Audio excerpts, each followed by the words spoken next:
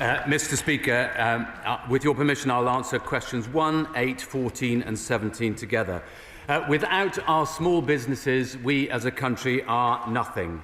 That's why we've published the first small business strategy in 10 years. We're going to change the law to tackle late payment. We'll unlock billions to support businesses to invest, and we'll revitalise the British High Street. Minister. Well, when I visited another brewery and the dealcoholisation unit just outside Newport last week, the Budweiser factory just outside Newport, one of the things that they were saying that was really important to them was being able to diversify, change, because there are changing drinking habits in the UK these days.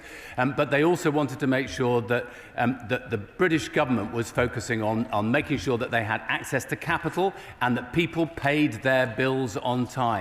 When we introduce legislation, as we intend to do later on this year, which will tackle the problem of late payments, that will make a dramatic difference, and it'll be the most important piece of legislation in this field for 25 years in the UK. Minister.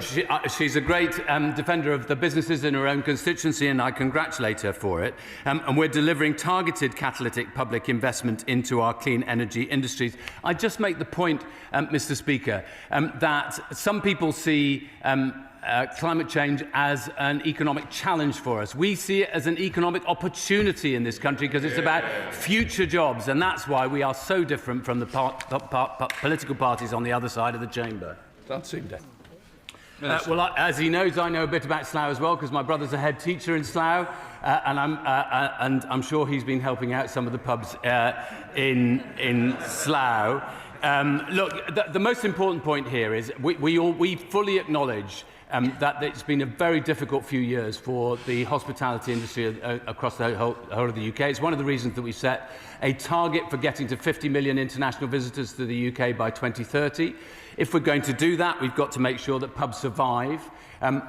He will know that when the Conservatives left office last year, they had no plan to replace the COVID recovery funds. They had no plan to meet the cliff edge that was coming in relation to the re-evaluation of business rates. And that's why it's so important that we've put in the £4.3 billion to protect and provide that transitional relief. Well, the single most important thing is that we actually have a defence industrial strategy. We should have always have had a defence industrial strategy, because many of us will know up and down the land that there are small businesses and larger businesses as well that rely on their support, the support that they get from the MOD and being able to provide for the MOD. When I was in Auckland a few days ago, I was able to speak to the to the New Zealand Navy about buying British frigates, which will be made in Rosyth. I very much hope that we'll be able to get that over the line. But we are determined as a government that we use these industrial opportunities within the MOD to deliver for good jobs across the whole of the UK. No, because I want her to apologise for what they did to the British economy and what they did to British businesses.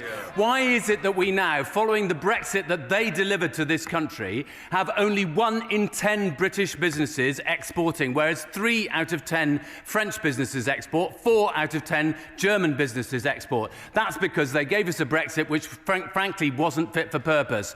So that's precisely what we should be changing. Of course, there are problems for lots of businesses up and down this country, but I note that every single time we ask them where's the money to come from to pay for improving the NHS, to put our public services back on their feet, they always say it's going to come from some random budget.